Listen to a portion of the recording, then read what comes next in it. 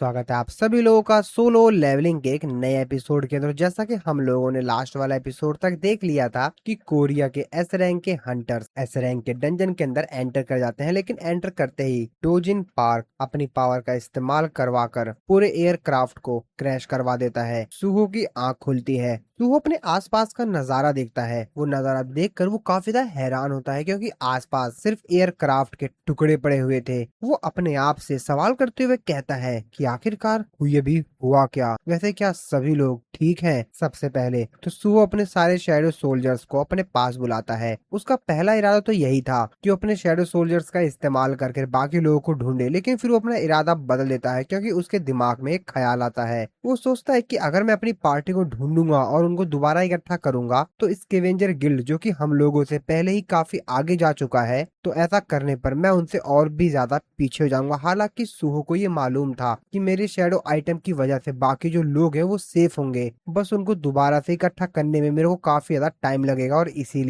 वो अपने सारे शैडो सोल्जर को इकट्ठा करता है ताकि वो अपने आगे का काम पूरा कर सके। और उसके मन में एक बात क्लियर थी कि हंटर चोई सभी लोगों को इकट्ठा कर कर रेड को स्टार्ट जरूर कर देंगे, और सुहो को पूरा भरोसा था कि बाकी जो हंटर्स काफी ज्यादा एक्सपीरियंस है, और इसीलिए मेरे हेल्प की उन लोगों को जरूरत भी नहीं पड़ने वाली है। वो लोग बिना मेरी मदद के ही काफी अच्छा कर सकते हैं, और फिर इसीलिए वो रेड पर अकेला ही निकल जाता है। तभी एकदम से पूरी धरती फट जाती है, पूरी धरती में दरार आ जाती है। सुहो ऊपर उड़कर अपनी जान बचाता है, और तभी वो देखता है कि एक्चुअल में जो स्नो माउंटेन था, जैसे ही वो पूरा का पूरा फटा, उसके नीचे काफी सारे मॉन्स्टर्स थे। इस चीज को देखकर तो सुहो भी काफी ज्यादा हैरान होता है। वो अपने मन में सवाल करते हुए सोचता है, मतलब ये मॉन्स्टर ग्राउंड्स के अंदर थे, ये लोग यहाँ छुपे हुए थे। और वो स्नो मॉन्स्टर सुहो को देखकर काफी ज्यादा खुश होते हैं। शायद इन लोगों को नहीं मालूम है कि इन लोगों की अब यहाँ पर कब्र बनने वाली है। सुहो तो उन मॉन्स्टर्स को देखकर खुश हो जाता है।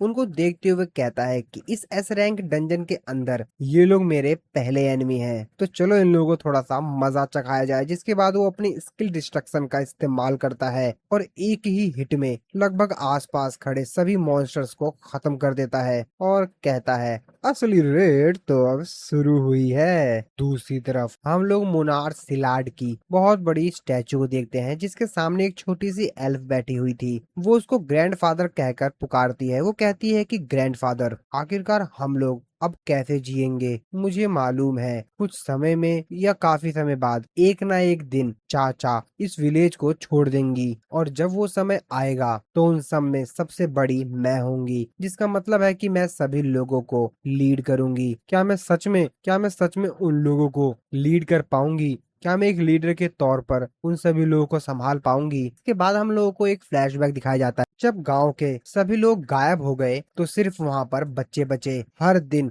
उनके लिए एक नई चुनौती थी, क्योंकि चारों तरफ सिर्फ ठंड, भूख और मौत का खतरा मंडरा रहा था। लेकिन तभी उनकी जिंदगी में एक चमत्कार हुआ। एक दिन आसमान से एक रहस्यमयी महिला उतरी, जो एक ब्लैक विंग नाम के एक विशाल वाइवन पर सवार थी। उनकी एंट्री इतनी ज्यादा अमेजिंग थी कि बच्चों को लगा मानो स्वर्ग से कोई दूत उनके सामने उतर कर आया हो। और यही थी उनकी पहली मुलाकात चा चा से। जी हाँ दोस्तों, यहाँ पे जिनको ये चा चा कह रहे हैं, असल में वो मिस चाइन है। उस दिन के बाद गांव की किस्मत पूरी तरह बदल गई। चा चा ने उन अनाथ बच्चों की जिम्मेदारी अपने ऊपर ले ली, उनकी देखभाल किया। जहाँ पहले हर दिन जिंदा रहना मुश्किल था, वहाँ अब धीरे धीरे गांव में शांति लौटने लगी। समय बीतता गया, और देखते ही देखते चा चा गांव का एक ऐसा हिस्सा बन गई जिसके बिना गांव की कल्पना करना भी मुश्किल था। गांव का हर व्यक्ति उन पर भरोसा करता था, हर कोई उनकी बात मानता था। इन सब के बीच एक बच्ची के मन में हमेशा एक अजीब सी बेचैनी बनी रहती थी। जब भी चाचा उस दुनिया की बात करती थी जहाँ से वो आई थी, तो उसके दिल में एक अनजाना सा डर पैदा होने लगता था। लेकिन सभी जानते थे कि एक दिन ऐसा जरूर आएगा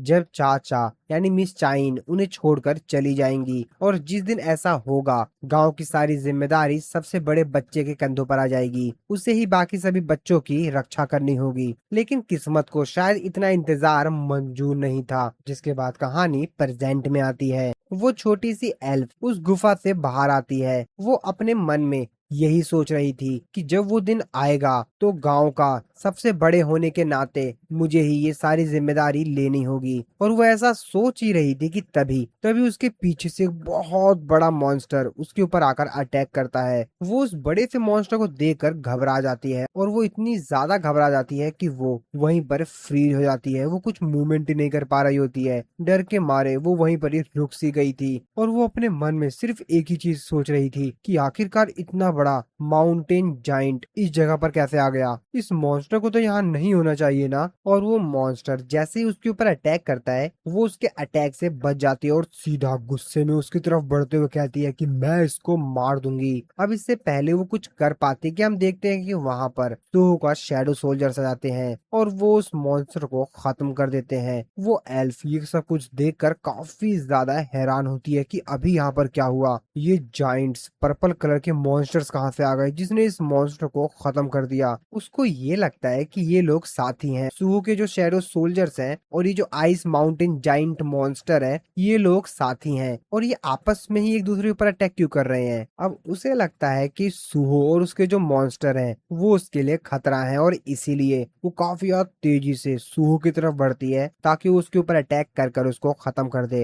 वो बहुत ज्यादा तेजी से जाती है और सुहो के ऊपर सीधा जाकर अटैक करती है। लेकिन जैसा कि हम लोग को मालूम है कि सुहो के इसके अटैक से तो घंटा भी फर्क नहीं पड़ने वाला है और उल्टा सुहो ही उसको पकड़ लेता है। अब इस चीज को देखकर तो वो बेचारी भी परेशान होती है कि अब मैं क्या करूं। हालांकि वो सुहो के चंगुल से छूट जाती है और वापस से जमीन पर आ जाती है और वो फिर से तैयार होती है सुहो और उसके शैडो सोल्जर से लड़ने के लिए। और सुहो का शैडो सोल्जर भी उसको खत्म करने के लिए तैयार होता है। लेकिन सुहो अपने शैडो सोल्जर को रोकता है और वो उस एल्फ को देखते हुए अपने मन में सोचता है कि ये आइस एल्फ काफी ज्यादा यंग है लेकिन आखिरकार मेरे को एक मैजिकल बीस्ट एक बच्चे की फॉर्म में क्यों मिल रहा है। क्या ये कोई नॉर्मल लोग हैं या ये सच में कोई बीस्ट या मॉन्स्टर है। अब सुहो ये सब कुछ सोच ही रहा था कि तभी वो एल्फ काफी ज्यादा तेजी से सुहो के ऊपर जाकर दोबारा से अटैक करती है। लेकिन वो नोटिस कर लेती है कि सुहो ने उसको देख लिया है। अब इसके आगे वो कुछ और कर पाती। सुहो कहता है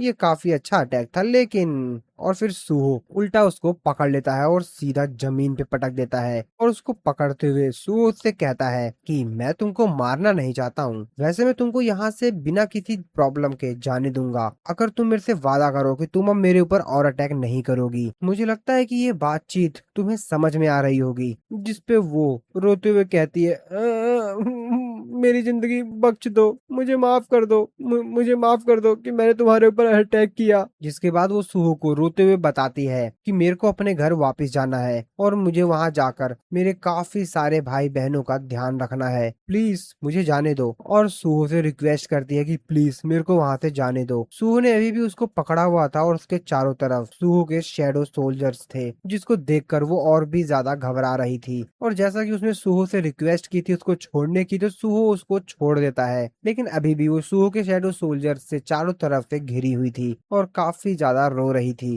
बेरू सुहो से कहता है कि ये काफी ज्यादा डरावने हैं। उस छोटी बच्ची को तो देखो, वो ये सब कुछ देखकर काफी ज्यादा डर गई और रोने लगी। यंग मोनार्क, मैं आपकी मदद तो नहीं कर पाऊंगा लेकिन हाँ ये काफी ज्यादा अमेजिंग है कि आप दिन पे दिन काफी ज्यादा ताकतवर होते जा रहे हैं। जिसपे सुहो बेरू के ऊपर चिल्लाते हुए कहता है कि बेरू थोड़ी देर के लिए चुप रहो, मुझे अभी कुछ ऐसा ढूंढने दो जिससे कि छोटी बच्ची रोना बंद कर दे। ओ हाँ मिल गया। और वो उस एल्फ के लिए एक चॉकलेट निकालता है और मुस्कुराते हुए उस छोटी एल्फ से कहता है कि क्यों ना तुम इसे खाओ और रोना बंद कर दो। और वो एल्फ इतनी ज्यादा भूखी थी कि उसने तुरंत उस चॉकलेट को सुहो के हाथ से लेकर उसे खाना शुरू कर दिया। जिसपे सुहो उससे कहता है ओ तो तुम कह रही थी कि तुम एक आइस एल्फ हो और तुम इसी डंजन में रहती हो, कि तुम अपने दादाजी की कब्र पर श्रद्धांजलि देकर आ रही थी और उनकी कब्र को बचाने के लिए तुमने मेरे ऊपर अटैक कर दिया।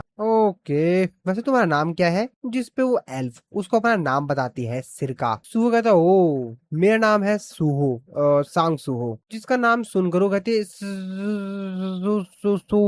सुहो तो बता रहे नहीं नहीं नहीं सांग सुहो, सुहो सांग सुहो, जिस पर कहते हो हाँ मुझे याद आ गया, हो तो तुम्हारा नाम हो है, अरे तुम यहाँ पर क्या करने आए हो। अब उसकी खुशी देखकर तो सुहो भी काफी ज्यादा हैरान होता है, कहता है क्या हो, ये मेरे नाम को हो कह रही है इतनी ज्यादा खुशी से, मतलब ये मेरे नाम को पहले से जानती है क्या। फिर सुहो उसकी इन बातों को इग्नोर करता है और सुहो उसको बताता है कि मैं एक हंटर हूँ और मैं इस डंजन को क्लियर करने आया हूँ, मेरे साथी भी मेरे साथ आए हैं लेकिन अभी हम लोग थोड़ा सा अलग अलग हो गए हैं। अभी ये बात सुनकर तो सिरका काफी ज्यादा डर सी जाती है, कहती क्या हंटर। और फिर इसी सीन के साथ हमारा ये वाला जो एपिसोड है वो खत्म हो जाता है।